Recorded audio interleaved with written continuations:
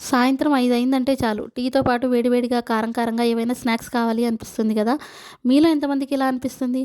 పిల్లలుంటే సరే ఇంట్లో తప్పకుండా ఈ ఒక స్నాక్ ఐటెమ్ అయితే చేయాల్సిందే ప్రతిరోజు. ఈరోజు మా పిల్లల కోసం అయితే నేను ఫ్రెంచ్ ఫ్రైస్ అయితే చేస్తున్నానండి.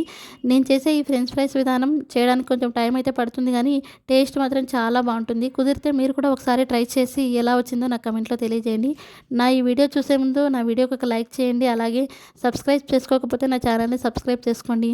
ఈ ఫ్రెంచ్ ఫ్రైస్ చేయడం కోసం నేను ముందుగా 3 ఆలు తీసుకొని పైన చెక్కు తీసేసి శుభ్రంగా కడిగి వీడియోలో చూస్తున్నాను కదా! అలాగా పొడవు ముక్కలుగా అయితే తరిగి పెట్టుకున్నాను. ఈ ఆలు ముక్కల్ని ఒకసారి ఉప్పు నీళ్ళలో, 2 సార్లు మంచినీళ్ళలో అయితే కడిగి పక్కన పెట్టుకున్నానండి.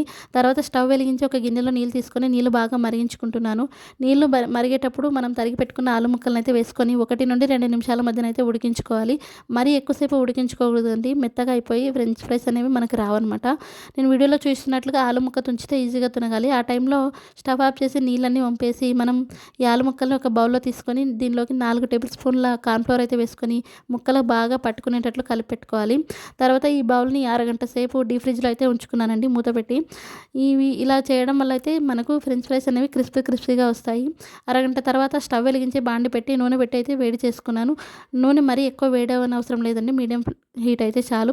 తర్వాత మనము పిండి కలిపెట్టుకున్న ఆలు ముక్కలనైతే నూనెలో వేసి వేయించుకుంటున్నానండి. మనం వేయించుకునేటప్పుడు స్టవ్ సిమ్‌లో పెట్టి మాత్రమే వేయించుకోవాలి. హై ఫ్లేమ్‌లో వేయించుకుంటే పైన ఉడుకుతాయి గానీ లోపల పిండి అలాగే ఉంటుందనమాట. ఇక్కడ నేను వీడియోలో చూస్తున్నాను కదా! అలాగా ఆలు ముక్కలన్నీ గోల్డెన్ బ్రౌన్ కలర్ వచ్చే వరకు వేయించుకొని ఒక బౌల్‌లో తీసుకోవాలి.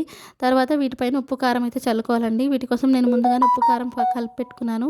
మనకు ఇష్టమైతే చాట్ మసాలా గానీ, గరం మసాలా గానీ వేసుకోవచ్చు. కానీ మా పిల్లలు ఇష్టపడరు. అందుకే నేను ఓన్లీ ఉప్పు, కారం మాత్రమే కలిపి పెట్టుకొని పైనైతే జల్లుకుంటున్నాను.